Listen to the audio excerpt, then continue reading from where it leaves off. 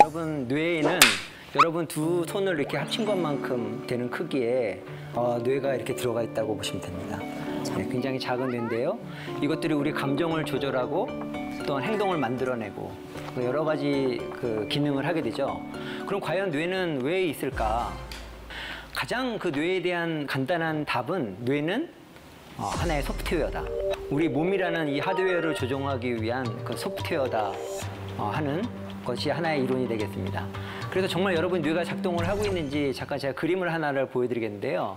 자, 꽤 이렇게 그 아름답게 생기신 여성분의 사진이죠. 근데 눈이 4개네. 네. 예, 그런데 여러분 보시니까 어떠세요? 좀 마음 편하세요? 아니요. 불편하시죠? 무서워요. 결국 여러분 뇌에서 뭔가 열심히 일을 하기 때문에 그래요. 이 사진을 그대로 받아들이는 것이 아니라 뭔가 여러분 생각과 편견에 안 맞는 것이 있죠. 어떤 거죠? 눈이 4개고 입이 2개죠. 그래서 여러분들 이걸 잠깐만 합치시려고 하니까 힘드신 거예요. 나 계속 합치고 있었는데. 굉장히 중요한 뇌의 기능 중에 하나가 이렇게 합치려는 거예요. 어떤 정보가 들어오면 그걸 그대로 받아들이는 게 아니라 정보를 연결하고 합치는 것입니다. 예, 두 번째 그림을 제가 보여드릴 텐데요. 그러면 뇌의 기능이 무엇을 할까? 그 과학자들이 연구하는 방법 중에 하나는 뭐냐면 이 모든 생물체의 그런 기관들을 비교해 보는 거예요. 예를 들어봅시다. 식물에는 뇌가 없죠. 네. 예, 그러면 적어도 식물에는 뇌가 필요 없다는 것을 우리가 생각할 수가 있겠죠. 오직 동물만이 뇌를 갖고 있습니다. 그런데 동물 중에서요, 뇌나 신경이 없는 동물이 있어요. 그게 뭘까요? 이미 답이 나와 있는데요. 스폰지밥. 스폰지밥? 예, 스폰지입니다. 여러분 스폰지밥의 행동을 보면 뇌가 없다는 걸 잘 알 수 있겠죠. 엉뚱한 행동을 많이 하고 말도 안 되는 생각 없는 행동을 많이 하는데 실제로 스폰지는 동물입니다. 동물인데도 불구하고 뇌가 없어요. 예. 그래서 그 어머니들이 설거지 하실 때 쓰시는 스폰지가 사실은 식물이 아니고 동물입니다. 근데 마음껏 쓰셔도 돼요. 이게 뇌도 없고 섬유질만 남아 있는데 이게 왜 동물로 분류되냐면 전체적인 조직은 없어요. 뭐 간도 없고 뭐 뇌도 없고 하지만 그 세포 하나하나를 보면 이게 동물 세포입니다. 동물 세포들이 모여서 고착 생활을 하는 거예요. 다만 움직이지 않는 거죠. 그러면 또 다른 동물을 볼까요? 자, 이 동물이 뭔지 알아맞혀 볼까요? 김효진 씨, 이게 어떤 동물로 보이시나요? 제 입으로 얘기를 해도 될까요? 정자 아닐까? 네. 그 정자는 동물이 아니죠. 보니까 초등학교 4학년 이하에서는 다 정자라고 대답하시는 학생들이 꽤 많아요. 초등학교 4학년 이하의 지적 수준이군요. 괜히 얘기했는데. 가만히 보시면 정자에는 뇌가 없잖아요. 근데 여기 보면 뇌가 있죠. 있네. 예. 이게요, 여러분이 굉장히 다 드셔본 동물. 멸치. 네, 멸치 아닙니다. 이게 네. 어떤 동물의 새끼예요. 이 동물의 새끼인데 이 새끼가 이상하네요. 아까부터. 이 베이비가 얘들이 어렸을 때는 뇌를 가지고 헤엄쳐 다닙니다. 그래서 고민이 많아요. 내가 어디 가서 살아야 될까 고민이 많아요. 그러다가 정말 내가 정말 살기 좋은 장소를 찾게 되면 그 자리에 이제 붙어서 이제 몸의 모양이 변하게 됩니다. 평생을 이제 그런 변화된 몸을 가지고 살아가게 되는데요. 그 동물 한번 보여주시죠. 뭐야 이게? 이 멍게입니다. 그래서 이 멍게가 원래는 어렸을 때는 돌아다녔어요. 방황을 하다가 이렇게 바위를 찾고 안정을 찾게 되면은 고착 생활을 하게 되고 이제 그다음부터 이제 뇌가 필요 없으니까 뇌를 이제 먹어버리죠. 그래서 흡수를 해버리고. 그렇게 뇌가 없기 때문에 여러분이 죄책감 안 느끼시고 마음 놓고 드셔도 되겠습니다. 너무 신기하다. 여기서 우리가 알아볼 수 있는 뇌의 기능이 있어요. 뭐냐면 움직이는 거죠. 네. 방황하는 거죠. 여러분 여기 젊은이들이 방황하는 젊은이들이 많이 있을 거고 뭔가 해답을 얻으려고 이 자리까지 오셨을 텐데 이 자리까지 오시게 한 그 근원이 바로 뇌고요.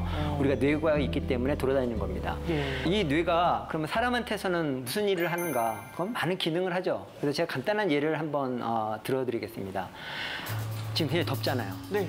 그래서 저런 시원한 물컵이 있으면 얼른 마시고 싶을 거예요. 그래서 딱 마시려고 했는데 이 물이 100도예요. 그럼 어떻게 되겠어요? 녹게 되죠. 이거는 여러분이 생각 안 해도 저절로 녹게 됩니다. 왜냐면 이건 척추 반사라고 해서 이미 뜨거운 신호가 여러분 척추로 가가지고 다시 손을 자극을 하게 됩니다. 그래서 손을 놔서 이제 병이 깨지게 되는 거예요. 그런데 한번 생각해 봅시다. 이게 100도씨예요. 너무 뜨거워서 놓고 싶은데 이게 집안 10대째 내려오는 가보예요. 수억 원이 호가하는 고려 청자란 말이죠. 그러면 어떻게 되겠어요? 그래도 놔야 되나요? 계속 잡고 네, 우리 척추 반사에 의하면 그걸 놔야 됩니다. 그렇지만 뇌가 하는 일이 뭐냐면 척추에 명령을 내려요. 네, 손이 화상을 입더라도 놓지 못하게 이렇게 하는 거죠. 네. 그러면 뇌가 왜 그럴까요? 뇌가 뭔가를 알기 때문이죠. 내가 이걸 놓으면은 집에서 쫓겨난다는 거예요. 네. 그런데 우리가 지식을 얻고 뭔가를 아는 데 중요한 게 뇌인데요. 정말 이 신경과학에서 가장 밝혀지지 않은 중요한 질문 중에 하나가 바로 그겁니다. 그 안다는 게 뭘까? 네. 아는 게 뭘까? 아이러니하게도 우리가 많은 걸 알고 있다고 생각하지만 신경과학적으로 아는 게 뭔지를 우리가 모릅니다. 네. 그 언어적으로 보면 안다는 것은 어떤 지식을 습득한다는 거잖아요. 그래서 영어로는 knowledge고 그거의 동사가 know인데 그럼 한글에서 그 안다는 게 뭘까? 제가 한번 생각을 해봤어요. 그런데 안다는 거가 왜 비슷한 말 있죠? 안다. 네, 안다. 네. 그래서 우리가 지식을 안는다. 이런 뜻이 아닐까 한번 생각을 해봤습니다. 그래서 우리가 안다는 게 뭔지 모르지만 적어도 우리가 얻은 정보가 어디에 담겨져 있냐면 뇌에 있다는 거죠. 그 뇌 속에 있는 신경에 있다는 겁니다. 네. 그래서 뇌가 어떻게 그러면 알게 될까에 대해서 한번 여러분과 이야기를 나눠보도록 하겠습니다. 우리 속담에 그런 속담 있죠. 난 놓고 뭐도 모른다? 기억자도 모른다. 근데 이게 당연한 겁니까? 안 그렇죠. 한국 분들만 알 수 있죠. 그죠? 우리나라 한글이기 때문에. 미국 분들은 아마 난 놓고 V자를 모른다 이렇게 돼야 되겠죠. 어떻게 우리가 그 낫을 보면 기억자를 떠올리게 될까? 이제 그거에 대해서 말씀을 드리려고 그래요. 제가 5살 때 일인데요. 그때 어렸을 때 저희 집이 굉장히 큰 빌딩의 옥상에 있었어요. 그래서 저는 저희 집이 되게 부자인 줄 알았어요. 그 빌딩의 제일 꼭대기에서 이렇게 있었고. 그래서 창문을 이렇게 바깥으로 바라보게 되면은 이게 구름이 보입니다. 그런데 어느 날 제가 신기한 걸 발견한 거예요. 구름이 동물 모양도 있고 사람 얼굴 모양도 있고 제가 그 순간 놀란 거예요. 저 구름이 강아지를 어떻게 알지? 구름이 저 아저씨를 어떻게 알지? 이제 그런 걸 알게 된 거죠. 저기 보시면 그 고양이 구름도 있고 뭐 공룡 구름도 있고 곰돌이 푸 구름도 있고 뭐 이런 구름이 있는데요. 어떻게 우리가 이런 구름을 보고 동물을 연상하게 될까? 그러면 우리가 뇌가 어떻게 정보를 받아들이는지에 대해서 먼저 말씀을 드리겠습니다. 이 뇌는 갇혀 있잖아요. 네. 이 두개골이라는 가방에 갇혀 있습니다. 그래서 세상을 바라볼 수가 없어요. 그래서 우리가 이 뇌가 세상을 인식하기 위해서는 여러 가지 신경의 도움이 필요합니다. 그래서 눈, 코, 입, 우리 오감이라고 그러죠. 오감의 그런 자극들이 그 뇌로 전달이 돼요. 그래서 뇌를 크게 보면은요, 저기 가운데 부분에 시상액이라고 있는데 우리 모든 오감의 자극들을 시상액을 통해서 들어갑니다. 마치 그 톨게이트로 생각하시면 되겠습니다. 그래서 서울 시내로 들어오기 위해서는 서울시 톨게이트를 통과를 해야 되겠죠. 그래서 이 통과를 해서 어디로 가냐면은 여러분 왜 주름 잡힌 뇌 아시죠? 대뇌 피질이라고 합니다. 그래서 이 겉에 위에 쌓이는 대뇌 피질로 이렇게 보내주게 돼요. 근데 여기서 신기한 것 중에 하나가 뭐냐면 여러 가지 자극들이 시상액을 통해서 서로 다른 뇌 부위로 흩어진다는 거예요. 그럼에도 불구하고 우리는 그거를 연합을 해서 어떤 한 가지 그 대상으로 인식을 하게 되는 이제 그런 일을 하게 됩니다. 그래서 이게 그 예인데요. 우리가 어떤 할머니 또한 할아버지를 인식을 할 때 여러 가지 자극이 들어옵니다. 그 할머니의 그런 머리 색깔, 그 다음에 피부 색깔, 그 다음에 안경, 옷 색깔, 할머니의 목소리, 할머니의 냄새, 여러 가지가. 근데 이게 우리가 다 따로따로 인식하지 않죠. 이게 하나의 할머니로 인식을 하게 되는데 이게 굉장히 중요한 뇌의 기능 중에 하나입니다. 뇌는 여러 가지 자극을 동시에 받게 되면 어떻게 해서든지 그거를 합쳐서 지식과 지혜로 만들려는 그런 노력을 하게 됩니다. 프랜시스 크랙이라는 DNA 구조를 밝히신, 그래서 노벨상을 받으신 이 박사님이신데요. 그 박사님이 말년에는 이 뇌를 연구를 하셨어요. 그래서 이분이 아마도 우리가 사물을 인식하는 거는 이 시상액과 대뇌피질이 서로 이야기를 하면서 뭔가를 만들어내는 것 같다. 이제 그렇게 아이디어를 내셨어요. 물고기의 여러 가지 자극이지만 결국에 우리가 이걸 다 여러 가지 자극을 합쳐서 물고기를 인식하게 되는 그런 하나의 모델입니다. 이렇게 실제로 일어나는지는 모르겠지만 우리가 1초에 40번씩 이런 일을 해요. 그래서 여러분 TV도 보면 주사선이 있잖아요. 마찬가지로 뇌도 1초에 40번 받아들이는 정보, 그러니까 40분의 1초 안에 들어오는 거는 우리가 뭔가 이거는 의미가 있다고 생각하고 연합을 하려고 하는 거죠. 네. 다음 보여주시네요. 신기하네. 예, 지금 이 사람이 그 뭐라고 얘기했습니까? 바바. 예. 너무 잘. 혹시 이거를 다라고 들으신 분 한번 써주세요. 다가. 예, 그죠? 바바 아니 바바. 바로 들었는데? 예, 여기 다시 한번 입을 보시고 한번 들어보십시오. 다시 한번 틀어주세요.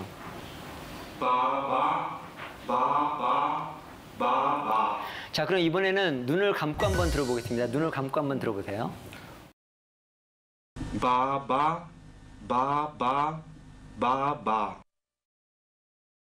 자, 그럼 이제 눈을 뜨고, 자, 뭐라고 그랬습니까, 이분이?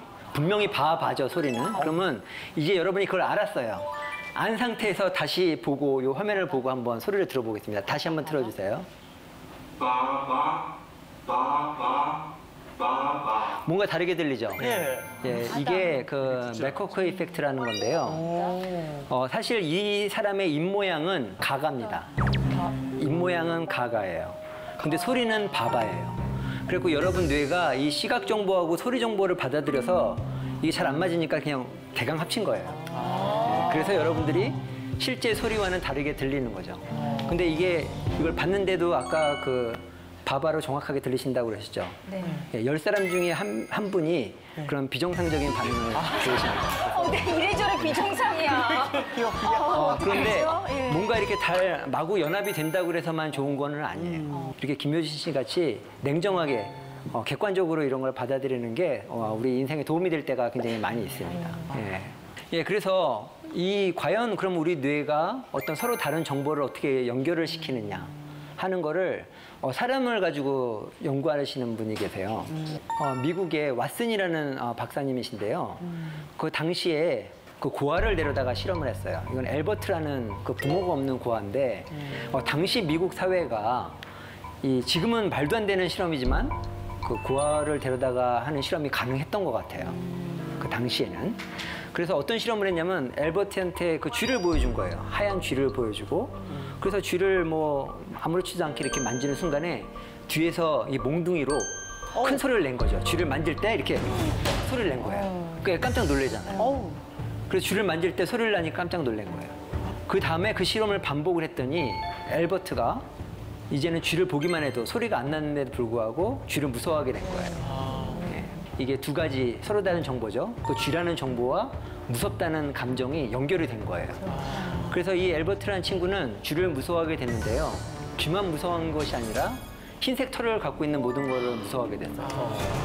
그리고 동물을 무서워하게 됐고 그래서 그런 기억이 이제 일반화가 되는 거죠. 그래서 뇌는 이렇게 하나의 정보를 얻어서 그거를 일반화를 시킵니다. 근데 이 정도면 학대 아닙니까? 아동 학대죠. 네. 예, 그래서 이게 굉장히 그 당시에 사회적으로 그때 당시에는 문제가 안 됐지만 지금은 불가능한 거죠. 사실 이런 실험을 지금 했으면은 어떻게 되겠어요? 대학에서 쫓겨났겠죠. 네. 근데 당시에 쫓겨나지 않고 이 실험을 했습니다. 근데 그 옆에 계신 분이 그 레이너라는 그 대학원생인데 이분이 나중에 이제 그 바람이 나셨나 봐요. 두 분이. 고아를 가지고 데리고 실험하는 거는 그 당시에는 문제가 없었는데 대학 교수가 그 학생과 바람이 나는 거는 되게 문제가 됐었나 봐요. 그래서 그 문제로 이분이 대학을 나오시게 됩니다. 근데 이런 신경과학의 원리를 활용을 해서 그 다음에 이분이 뭐 다른 일을 많이 하시는데 또 크게 성공을 하셨어요. 광고나 이렇게. 세상에. 광고나 이런 측면에서 이런 신경과학의 원리를 활용해서 오늘 그게 그 메인 주제가 아니고요. 어쨌거나 이렇게 우리 뇌가 뭔가를 연결시킬 수 있다는 거를 말씀을 드리고요.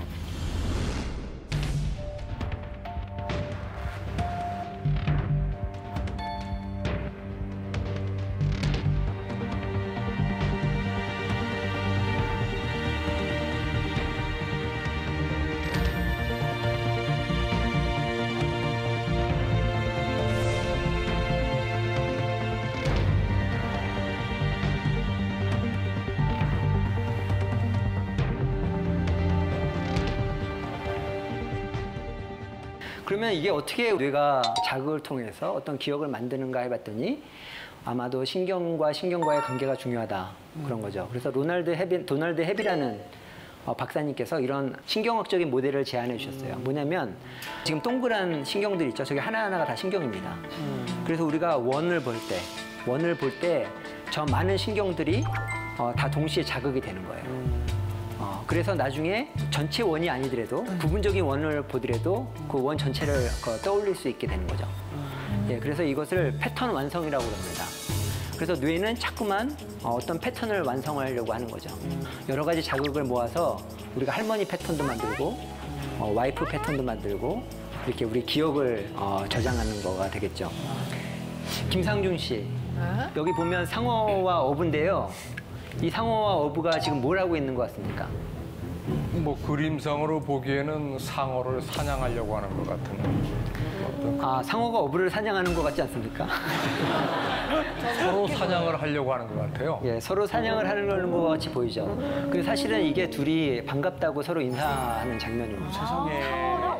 인사하는 예, 거구나. 이게 원래 이 상어가 그 그물에 갇혀 있었다고 그래요. 잡혀서 죽게 된 거를 굉장히 위험을 무릅쓰고 이 어부가 그 상어를 구해줬다고 그래요. 그래서 그때 그 기억을 하고 이 상어가 이 어부와 배가 나타날 때마다 나타나서 이렇게 반갑다고 인사를 하는 장면이라고 합니다. 와, 신기하다. 감동이다. 그 상어뇌는 굉장히 작거든요. 네. 거의 우리 손바닥보다 작은, 아주 작은데도 불구하고 이렇게 서로 다른 사실을 연결을 시키는 것이 가능한 거죠. 그러니까 이걸 봐도 얼마나 이 뇌가 여러 가지 그 사실들을 연결시켜보자 노력을 하는지를 알 수가 있는 거죠. 그리고 저도 물고기하고 굉장히 좋은 경험이 있어요. 제가 한번 소개를 해드리도록 하겠습니다. 이거는 부산의 한 횟집에 있는 혹돔이에요. 혹돔인데 보면 사람을 따르죠. 그리고 제 손인데요. 와서 이렇게 쓰다듬는 거를 좋아하고 강아지같이 예, 와서 이렇게 좋아하죠. 사람을 따르죠. 야. 자, 이 혹돔이 왜 사람을 좋아하게 됐을까요? 아마 주인께서 먹이를 주셨나 봐요. 그래서 이 혹돔이 뭔가를 깨달은 거죠. 저 사람이 나한테 먹을 걸 주는구나. 그래서 사람을 볼 때마다 이렇게 따르게끔 주인뿐만 아니라 모든 사람을 이 혹돔이 따르게 된 거죠. 근데 이 혹돔이 몇 년 전에 사실은 돌아가셨어요. 근데 설마 저거 드셨습니까? 사람들이 그 회로 드신 건 아니고요. 다행이다. 주인께서 정중하게 이렇게 묻어주셨다고 그러고 뭐 근데 실망할 필요가 없는 게 지금은 또 두 번째 또 혹돔이 사람을 잘 따르는 혹돔이 나타나서 또 손님을 맞이하고 있다고 하니까 여러분 부산에 들리시면은 이 혹돔을 한번 이렇게 쓰다듬어 보시면 좋을 것 같습니다. 자, 이제 본격적으로 패턴 완성에 대해서 저희가 얘기를 해보겠습니다. 자, 이 두 사람이 서로 같은 사람일까요? 다른 사람일까요? 같은 사람. 너무 쉬운 질문이죠. 네. 우리가 시각 자극으로 보면 요 왼쪽에 조커 분장을 한 거는 굉장히 뭐 흰색에다가 완전히 그죠? 의상도 다르고 완전히 다른 자극이죠. 그럼에도 불구하고 우리는 잭 니콜슨이라는 거를 떠올리게 될 수 있는 거죠. 그건 왜 그런 거 하니? 이 아주 작은 정보를 가지고 여러분 뇌에서 잭 니콜슨이라는 패턴을 완성을 하셨기 때문에 그런 겁니다. 또 한 가지 볼까요? 이게 무엇인가요? 남대문. 네, 숭례문이죠. 다른 거. 숭례문, 남대문 같은 겁니다. 근데 보시면 완전히 다르잖아요. 시각 자극이 하나는 완성된 거 하나는 무너져 있음에도 불구하고 여러분이 이거를 왜 같은 남대문이라고 인식할 수 있을까요? 뉴스에서 이미 봤으니까. 그렇죠. 이미 뉴스에서 안 사실도 있고 그리고 남대문의 흔적이 남아있죠. 그래서 그 흔적을 통해서 여러분들이 남대문이라는 패턴을 완성하셨기 때문에 이건 남대문이야 하고 알게 되는 것입니다. 네. 이게 패턴 완성의 기본적인 원리가 되겠습니다. 예, 그러면 지금부터 여러분하고 여러분 뇌가 정상인지 패턴 완성 실험을 한번 해보도록 하겠습니다. 자, 요 글자가 뜻하는 바가 뭐죠? 먼저 머리, 미래. 마루, 모래. 여러 가지가 굉장히 많이 나오시죠. 자, 이거 영화 제목입니다. 영화의 제목?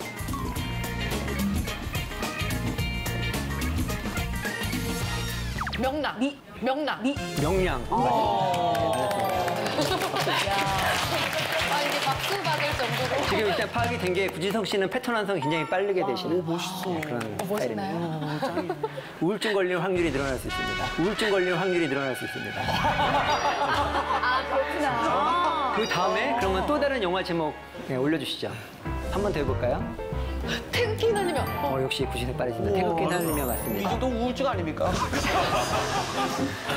예, 태극기 휘날리며 맞습니다. 그럼 마지막으로 좀 어려운 문제를 한번 내볼게요. 우와. 맞추고 자. 싶다. 진짜 맞추고 싶다. 이거 뭐야? 뭐지? 뭐야? 조선. 제가 볼 때는 김산주 씨만 맞출 수 있는 문제가 아닐까 생각이 듭니다. 저는 우울증이 없어서요. 이거 혹시 아시는 분? 예, 크게 말씀해 주세요. 예, 맞습니다. 어떤 거야? 예, 젖소 부인 바람났네라고 저도 실제로 보지는 못했어요. 어느 분이 맞추셨죠? 이게 제가 알기로 1980년대 초에 거의 저희가 초등학생, 중학교 때 있었던 그런 영화라고 알고 있는데 내용은 저도 모릅니다. 아마도 그 젖소가 나오는 거 보니까 동물행동학과 관련된 그런 영화가 아닐까 생각을 해봅니다. 예, 다음 슬라이드 보여주시죠. 예, 이렇게 또 다른 패턴 완성인데요. 혼란스러워. 이거는 이상하다. 실제 논문에 나온 건데 여러분이 자녀와 함께 해보셔도 괜찮겠습니다. 이거를 제가 그 7살 난 친구들하고 해봤는데요. 정확히 맞춥니다. 여기서 치와와가 몇 마리 있을까요? 10마리. 예, 금방 구별하죠. 여기 이게 구별이 안 되시면 정말 진찰 받으셔야 됩니다. 네.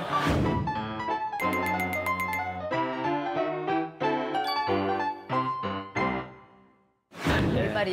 네. 컴퓨터가 이거를 구별하게 만드는 그 인공지능, 딥러닝에 관련된 페이퍼가 되겠습니다. 그래서 이게 컴퓨터는 굉장히 많이 학습을 시켜야 되겠죠. 그래서 많이 틀립니다. 틀리는데 이거는 맞고 저건 틀리고 이렇게 데이터베이스를 계속 쌓다 보면은 결국 이걸 구별할 수 있는 능력이 생기는데요. 사람은 바로 이렇게 태어나자마자 이렇게 보시면 금방 치와와랑 머핀을 이렇게 구별할 수가 있으시게 됩니다. 그러니까 여기서 만약에 패턴 완성이 너무 세게 되시는 분은 여기 아까 구지성 씨 같은 분은 이 중에 아마 머핀 중에 일부는 개를 떠오르셨을 수도 있을 것 같아요. 패턴 완성도 중요하지만 우리 뇌가 무조건 마구 패턴을 만들어내는 건 아닙니다. 요거는 패턴 분리라고 그래요. 비슷하게 생긴 거를 통해서 어떤 정보를 이끌어내는 것이 패턴 완성이고 요건 다른 거야 하고 분리하는 것이 패턴 분리죠. 김효진 씨 같은 경우에는 아마도 패턴 분리가 좀 더 잘 되시는 케이스가 아닐까 그렇게 생각을 하는 것입니다. 패턴 완성과 패턴 분리가 실제로 이 동물 사회에서도 어떤 의미가 있습니다. 그러니까 예를 들면 이 호랑나비인데요. 이 호랑나비가 굉장히 미스테리해요. 눈에 잘 띄잖아요. 네. 자, 눈에 잘 띄면 좋을까요, 나쁠까요? 나빠요. 천적한테 잡아먹기. 천적한테 쉽게 잡아먹히죠. 예, 그럼에도 불구하고 이 호랑나비가 지금 많이 돌아다니고 있다는 거는 뭔가 생존 전략이 있다는 거죠. 호랑나비하고 나방이하고 비교를 해보면 다른 점이 나방이는 될 수 있으면 숨으려고 그래요, 안 보이게. 그래서 나무에 이렇게 붙어 있으면 벽에 붙어 있으면 잘 안 보이잖아요. 근데 호랑나비는 전략을 완전히 180도 바꿨습니다. 화려하게 해서 한번 잡아먹어봐라 이렇게 얘기를 합니다. 왜 그러냐면 이게 바로 그 새가 어린 새가 호랑나비를 잡아먹는 장면이에요. 그래서 쉽게 잡아요. 잡아서 먹고 나서는 오버이트라고 그러죠. 구토를 하는 장면이에요. 이 호랑나비 그 비늘에는 그 독소가 있어서 체하게 됩니다. 그래서 이 호랑나비 한 마리가 희생되면은 다시는 이 새는 이 호랑나비를 안 먹는 거예요. 와, 진짜 그래서 머릿속에서 이 호랑나비를 위험하다는 생각과 이 호랑나비의 패턴이 완전히 완성이 돼서 더 이상 새들이 이 호랑나비를 먹지 않도록 그래서 이 자손들이 대신 유전자를 번식하게 되는 거죠. 또 다른 예를 보여드리겠습니다. 너무 신기하다. 예. 패턴 분리가 너무 잘 여기 돼요. 혹시 이 두 사람이 같은 사람이라고 생각하시는 사람 손들어요. 안 계십니까? 제가 카이스트에 초청해서 제가 굉장히 잘해드리려고 했는데 사실 초등학교 1학년이나 유치원생을 대상으로 하면요 상당히 많은 학생들이 같은 아저씨가 이렇게 말을 하는 경우도 있습니다. 그러니까 이게 왜 그러냐면 보시면 눈도 두 개고 코도 이렇게 가운데 있고 거의 거의 비슷함에도 불구하고 여러분이 다른 사람으로 인식하는 거가 정말 뇌의 신비인데요. 이런 그 기능을 패턴 분리라고 합니다. 그래서 우리 뇌는 미묘한 차이도 이렇게 다르게 구별을 하는 그런 능력이 이제 발달이 돼 있는 거죠. 재치가 특히 김효진 씨 같은 경우에는 이게 잘 구별하실 것 같아요. 저거는 누구나 다 제일 다였어요. 정말 분리가 너무 잘 되는데요. 네. 이병헌 씨가 주연한 영화죠. 번지 점프를 하다. 제가 굉장히 감명 깊게 본 영화인데요. 여러분 내용은 아마 기억하실 거예요.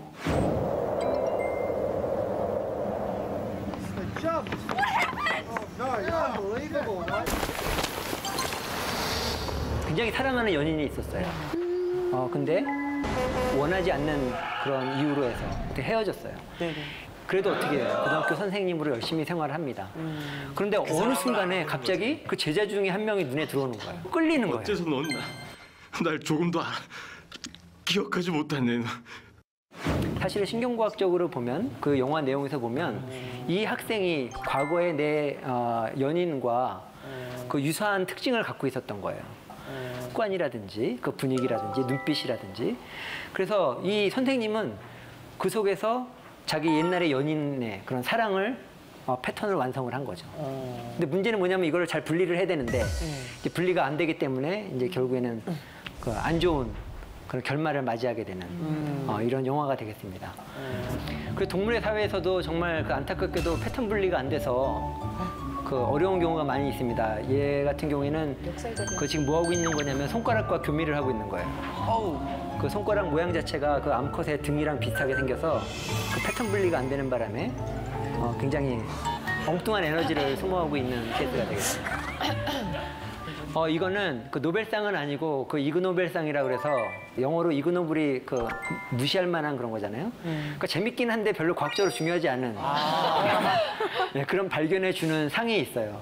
그래서 그 상을 받은 발견인데요. 이 그 호주에 사는 이 딱정벌레 계통은 그 이 맥주병을 보면 노란색 계통의 그런 걸 보면은 이 발정이 나서 이렇게 교미를 시도를 합니다. 그래서 자체가 이 종자 자체가 오렌지색을 띠잖아요. 그래서 오렌지색만 보면 이제 흥분을 해가지고 교미하는 장면이 되겠어요. 자, 이게 뭐가 안 돼서 그렇다고요? 패턴 분리가 안 된 거죠. 노란색 자극만 봐도 이 암컷이라는 그 패턴 완성이 돼서 그대로 행동이 나오게 되는 거예요. 예, 그래서 이거는 패턴 분리가 안 돼서 그 폐가 망신한 케이스가 되겠는데요. 그 개똥벌레가 그 종자가 여러 가지가 있는데 굉장히 큰 게 있고 작은 게 있답니다. 그래서 큰 개똥벌레 같은 경우에는 이게 육식이에요. 그래서 잡아먹는 거예요. 큰 개똥벌레가 이게 지금 암컷인데요. 이 암컷이 지금 계속 신호를 내니까 다른 개똥벌레는 그게 암컷인 줄 알고 찾아온 거예요, 수컷이. 찾아와가지고 잡혀먹는 장면이에요. 그래서 이 암컷은 사실은 그냥 불을 냈을 뿐인데 그냥 먹잇감이 와서 그냥 먹고 있는 거죠. 그리고 얘는 암컷인 줄 알고 왔다가 잡아먹히는. 그래서 이렇게 자연계에는 이렇게 패턴 완성을 활용을 해서 이렇게 먹고 사는 동물들이 있습니다. 그리고 이건 좀 더 지능적인 건데요. 저기 보면은 나방이 암컷의 향기를 묻힌 저런 진액입니다. 야구 같은 거를 이렇게 휘두르는 장면이에요. 그래서 이게 수컷 나방이 저 향기를 냄새를 맡고 찾아옵니다. 유혹하는 거. 네, 유혹합니다. 계속 흔들어요. 이렇게 돌리면 유도하는 흔들게 되면은 컷이 와서 거기 탁탁 달라붙어요. 그러면 이제 잡아먹는 그런 거미가 되겠죠. 못됐네. 그래서 기억들이 어디에 저장되고 그리고 어떻게 연결되는지 이런 것들을 그 연구하는 분야가 있습니다. 그 분야에서 최근에 굉장히 유명하신 박사님이신데요. 캐나다 토론토 대학의 쉬나 조슬린이라는 여자 박사님이십니다. 이 박사님이 최근에 그 사이언스의 그 논문을 내신 바에 의하면 우리가 기억에 사용된 신경들을 또 사용한다는 거예요. 중복해서. 그래서 서로 다른 기억이 그 연결된다는 이론입니다. 저희 수업 시간에 학생들하고 이렇게 하는 건데요. 제가 그걸 시뮬레이션을 해서 한번 보여드리도록 하겠습니다. 자, 두 가지 서로 다른 기억이 있어요. 여기 요 신경 1번, 2번, 3번, 4번입니다. 그래서 손을 잡아보세요. 서로. 예. 네. 제 다한증이 좀 있어서. 이게 그렇죠. 여기는 네 가지 신경이 기억이라는 그런 정보를 저장을 했어요. 그렇고 재환 씨하고 여기 이쪽에 손을 잡으시면 됩니다. 여기까지 잡으세요. 예. 이렇게 하나, 둘, 셋, 네 분은 낫에 관련된 기억이 저장이 된 거예요. 이 시나 조슬린 박사님의 그런 아이디어에 의하면은 신경세포가 두 가지 기억을 하는데 중복돼서 사용된다는 거예요. 그러면 자 여기 지금 낫을 봤어요. 그러면 연결돼야 되겠죠? 손을 잡아보세요. 그런데 애당초부터 여기 기억도 다 연결돼 있었죠. 그리고 이쪽에 손을 잡아보세요. 그러니까 낫을 보면은 여기 재환시 신경을 중심으로 해서 기억자도 같이 떠오르게 되는 거죠. 수면 위로 같이 일어나게 되는 거죠. 그래서 여기 네 분 한번 일어나 보시겠어요? 네. 여기 낫을 이렇게 보면서 생각하면 신경이 이렇게 굉장히 활성화가 됩니다. 이렇게 좀 움직여주세요. 이렇게 활성화가 됩니다. 네. 그와 동시에 여기도 같이 이렇게 일어나서 활성화가 되면은 낫을 보면 기억자가 떠오르게 되는 거예요. 네. 이제 그만하셔도 되겠네요. 제가 어렸을 때요, 옥상에서 이렇게 바라봤어요. 바라봤더니 저 그 앞 동네에 해가 커다랗게 이렇게 지는 장면을 본 적이 있어요. 제 머릿속으로 간단하게 생각한 게 뭐냐면 저 동네 뒤에 가면 해가 있겠다. 저걸 좀 한번 만져봐야 되겠다. 생각을 해서 그 길로 이렇게 길을 떠난 적이 있습니다. 그게 7살 때인데 다르게 말하면 가출이죠. 근데 갈 때 제가 혼자 갔어야 되는데 어린 동생을 또 데리고 손을 잡고 이렇게 열심히. 제가 그래서 하도 오래전이라 기억은 안 나는데 결국엔 해는 못 찾았어요. 못 찾고 동생이 자꾸만 이제 보채니까 이게 해인 것 같아 하고 이렇게 만진 게 기억이 나는데 그게 리어카 박혔던 것 같아요. 예, 그렇게 우리 뇌 속에 뭔가 갖고 싶은 욕망이 있죠. 그래서 저도 요즘 TV를 잘 안 보는 이유 중에 하나가 TV 홈쇼핑을 보다 보면 정말 갖고 싶은 아이템이 나와요. 저런 걸 주문하면 안 되겠지 생각을 하는데 프레젠테이션을 너무 잘하시고 그 시계가 자꾸만 가고 있고 이게 마지막 기회라고 하고 그래서 이제 전화를 걸어서 주문을 하게 되죠. 그래서 제가 주로 사게 되는 아이템이 립스틱이라든지 립스틱이요? 네, 제 아내가 사용하는 그런 아이템을 이렇게 구입을 하고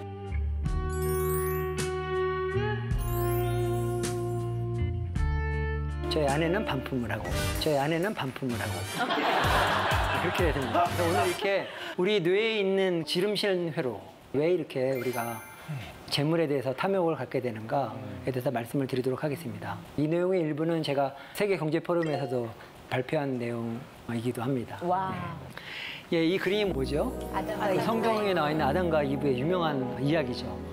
저 선악과가 이렇게 매달려 있는데 절대로 그걸 먹으면 안 된다고 죽는다고 얘기를 했는데 이브의 마음속에 보기도 좋고 만지고 싶은 마음이 이렇게 끌어오른 거죠.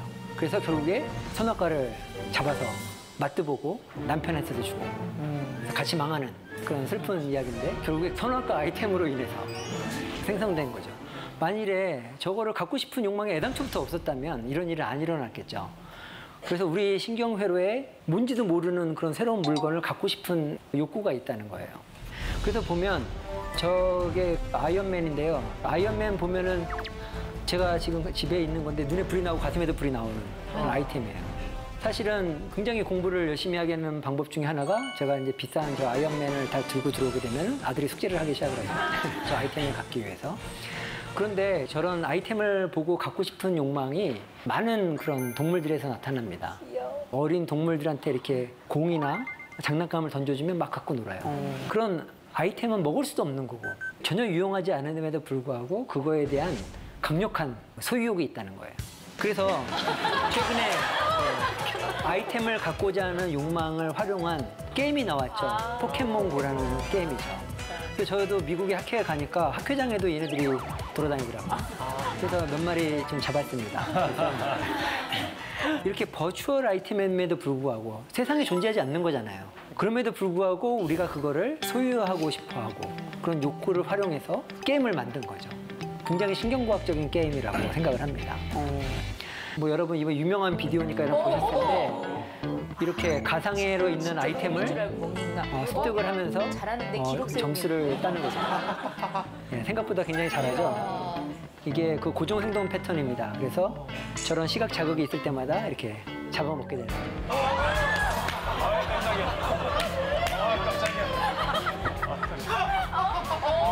버추얼 아이템이 없어지고 리얼 아이템이 나타나니까 얘가 또 반응을 하게 되고 쉽게 말하면 뭐예요? 이 전 시간에 봤을 때 이게 패턴 뭐가 안 되는 거죠? 그렇죠. 패턴 분리. 아이템을 좋아하는 욕구가 있어서 이게 패턴 분리가 안 되는 거예요. 계속 잡아먹는 그런 에너지 소모하는 행동을 하게 되는 거죠. 저는 또 이런 궁금증이 생겼어요. 우리가 이 삶 자체가 늘 선택의 연속이잖아요. 이 선택의 기로에 섰을 때 수많은 위험을 감수하고서라도 사람들이 가지 않는 다른 방향의 길을 선택할 것인지 아니면 대부분이 따라간 그 대세의 길에 가야 될 것인지 안전을 선택해야 될지 갈등이 될 때가 많거든요. 이걸 좀 뇌과학적으로 풀 수는 없을까요? 뇌가 하는 가장 중요한 기능 중에 하나가 선택이거든요. 네. 그래서 어떻게 뇌가 선택하게 되는가가 굉장히 신경과학에서도 실제로 중요한 학문 분야로 자리 잡고 있습니다. 네. 오늘 동물 얘기를 했으니까 펭귄의 선택에 대해서 잠깐 말씀을 드리고자 합니다. 그 펭귄들이 원래 물고기를 잡아먹고 살잖아요. 근데 한 5km 정도 떨어진 내륙에 살아요. 왜 그러죠? 해안가에는 천적이 살죠. 바다 표범이라든지 물개라든지. 그럼에도 불구하고 먹을 거를 구해야 되니까 해변가에 도달을 하게 됩니다. 그런데 과학자들이 보니까 먼저 안 들어가는 거예요. 그리고 막 서로 양보하는 행동도 보이고. 그래서 왜 그런가 봤더니 먼저 들어가면 잡아먹히는 거예요.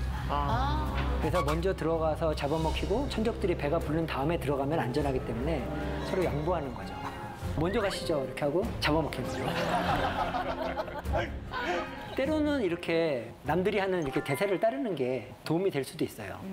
그런데 문제는 뭐냐면 여기 딜레마가 있습니다. 만약에 우리가 모두가 다 대세를 따르고 같은 전략을 사용한다고 해보세요. 대표적인 게 뭐죠? 선행학습 예를 들면 다 학원 보내잖아요. 그러니까 옛날에 친구들이 놀고 있을 때 우리 애만 선행학습을 시켰을 때는 굉장히 많은 이득이 있었는데 모든 사람이 선행학습을 하니까 뭐예요? 비용만 초래되고 아무도 이익이 없는 거죠. 그렇기 때문에 같은 전략을 사용한다는 거는 안전한 의미도 있지만 궁극적으로 너무 많은 사람들이 쓰는 전략을 사용한다는 거는 이득이 없을 확률이 되게 높습니다. 다른 사람들이 만들어 놓은 룰을 따르는 것도 중요하지만 자기만의 룰을 만들어서 그렇게 새로운 시도를 하는 것도 중요하다고 생각을 합니다.